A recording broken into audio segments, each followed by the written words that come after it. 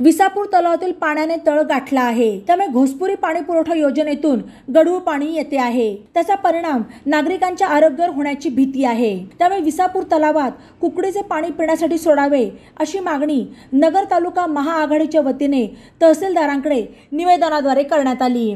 खंडाळा, बाबुर्डी घुमट, वाळकी, खडकी, सारोळा कासार, घोसपुरी, हिवरे झरे, वडगाव, तांदळी, जाधववाडी या गावांना दूषित पाणी पुरवठा होत आहे। दूषित पाण्यामुळे नागरिकांना पोटाचे, साथीचे आजार होण्याचा मोठा धोका असल्याचे निवेदनात म्हटले आहे। सध्या कुकडीचे आवर्तन सुरू आहे, तरी विसापूर तलावात तातडीने गढूळ पाणी येणार नाही यासाठी कुकडीचे पाणी त्वरित सोडावे किंवा सदर गावात पिण्याच्या पाण्याचे टँकर सुरू करावेत अशी मागणी निवेदनात करण्यात आली आहे। अन्यथा पुढील आठवड्यात नगर 2 रस्त्यावर महिला भगिनींसह रास्ता रोको आंदोलन करण्याचा इशाराही निवेदनात देण्यात आला आहे।